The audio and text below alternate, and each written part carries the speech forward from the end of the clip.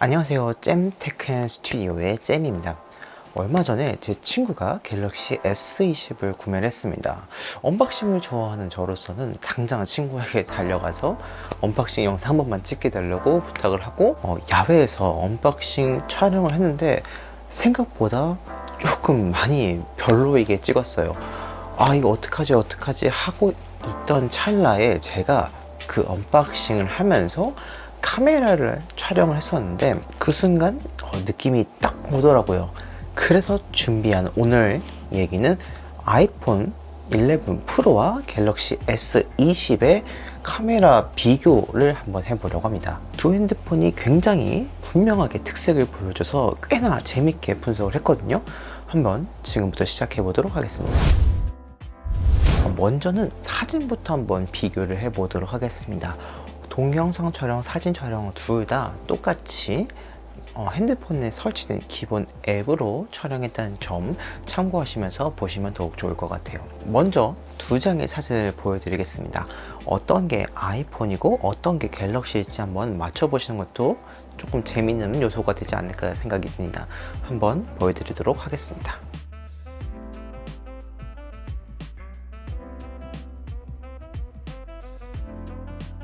자, 어떤 게 갤럭시고 어떤 게 아이폰인지 조금 감이 오셨나요?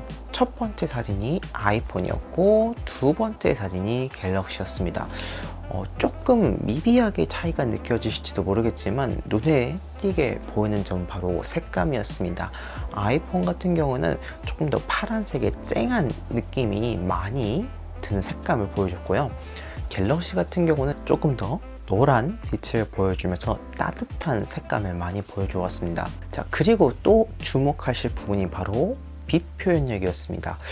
전구나 조금 밝은 창가 부분을 디테일하게 한번 보신다면 조금 눈에 확 띌 텐데, 물론 이거는 어디에 초점을 두냐에 따라서 다소 차이가 있을 수 있지만 일단 이 사진 내에서는 확실히 빛 표현력에 있어서는 갤럭시가 조금 더 우수한 모습을 보여준 것 같아요.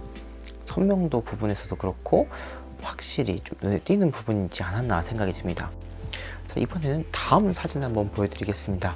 이번에도 한번 맞춰보시길 바랍니다.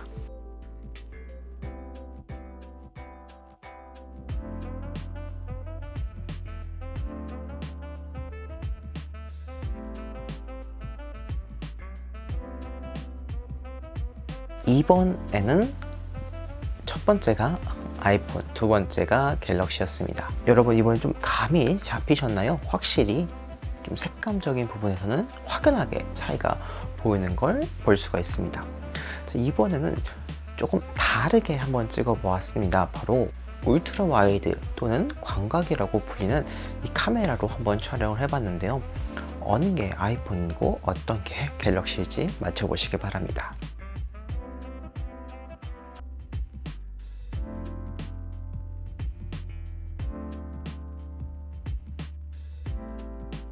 자, 이번에는 첫 번째가 갤럭시, 두 번째가 아이폰이었습니다. 오히려 이 울트라 와이드 카메라로 찍을 때는 확실하게 구별이 될 수 있었습니다. 갤럭시가 압승이었습니다. 화질면, 선명도 면에서 아이폰이 확실히 좀 떨어지는 모습을 많이 보여줬던 것 같아요. 게다가 휘어지는 정도를 보시면은 아이폰이 중심부에서 멀어지면 멀어질수록 이 휘어지는 정도가 확실히 심합니다. 그에 반면에 갤럭시 같은 경우에는 조금 덜한 모습을 볼 수 있지 않았나 생각이 드는데요. 오히려 표준과 망원에서는 이런 차이가 좀 불분명했다면은 울트라 와이드 광각에서는 너무나도 확연하게 차이를 보여줬습니다. 아무래도 사진은 갤럭시가 압승이 아닐까 생각이 듭니다. 이번에는 동영상을 한번 비교해 보았습니다. 주간 촬영에서는 사실 엄청나게 큰 차이점을 발견하지 못해서 야간 촬영을 하면서 한번 조금 더 비교를 해 보았습니다. 아무래도 이 고질적인 고스트 현상을 확실하게 보기에는 야간 촬영이 필요하기 때문인데 이번에도 한번 비교하면서 보시는 것도 재밌게 보시지 않을까 생각이 듭니다.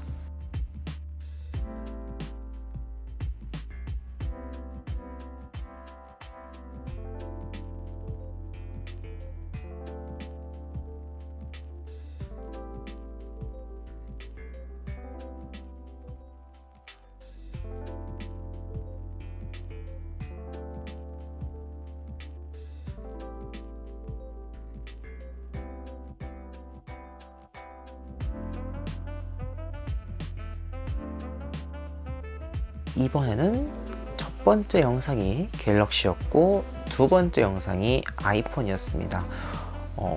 일단 확실하게 눈에 띄는 부분은 바로 흔들리는 보정 정도가 아이폰이 확실하게 우수했습니다. 둘 다 4K 60프레임으로 동일하게 촬영했는데 갤럭시는 좀 날것의 느낌이라면은 이 아이폰은 짐벌을 쓴 것 같은 효과를 보여주었습니다. 아주 부드럽게 모든 흔들림을 잡아주는 느낌이랄까요? 물론 야간이라서 어느 정도가 좀 한계가 있었지만 그런 걸 감안했을 때 아이폰의 흔들림 보정은 굉장히 우수하다고 말할 수 있을 것 같아요. 다음 영상입니다.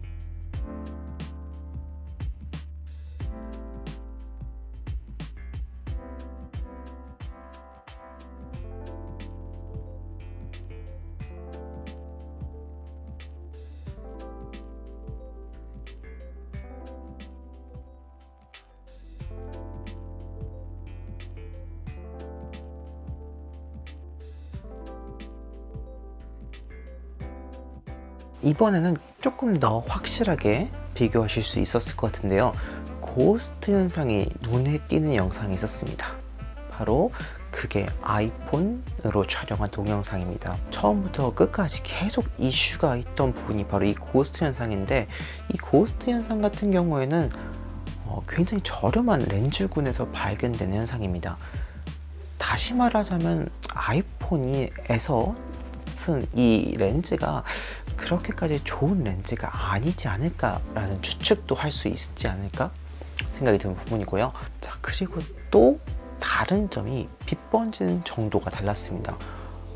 생각 외로 이 빛 번지는 정도를 잘 잡아줄 건 오히려 아이폰이었습니다.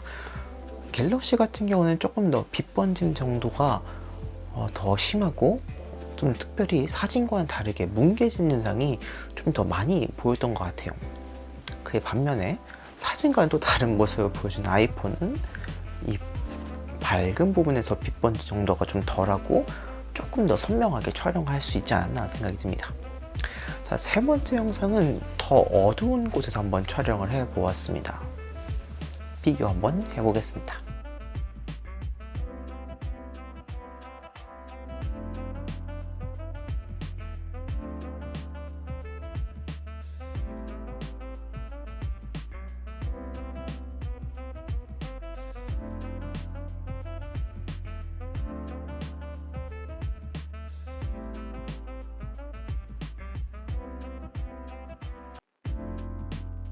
이번에는 봤을 때 사실 둘 다 큰 차이는 느껴지지 않았습니다.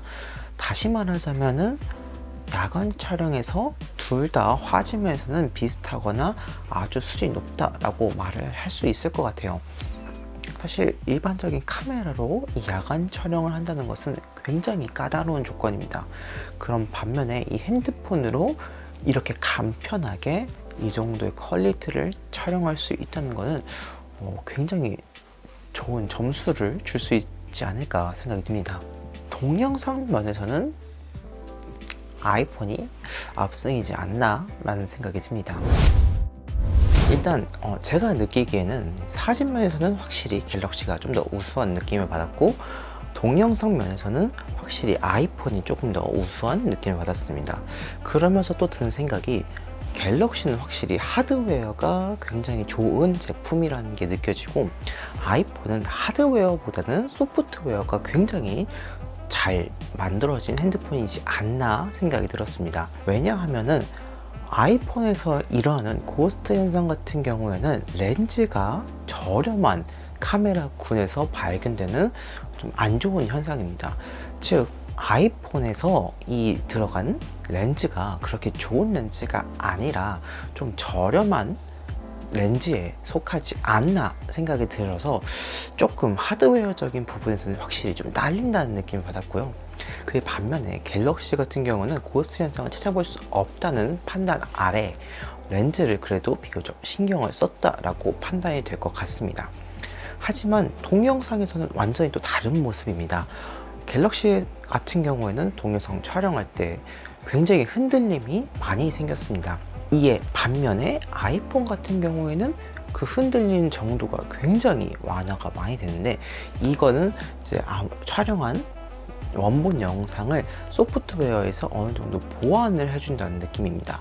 그래서 흔들림을 완전히 잡아주고 마치 짐벌 기계를 사용한 것과 같은 아주 스무스한 영상을 만들어 주기도 합니다. 이로써 조금 더 확실한 결론은, 갤럭시는 하드웨어, 아이폰은 소프트웨어가 막강한 핸드폰이지 않나 라는 생각이 듭니다.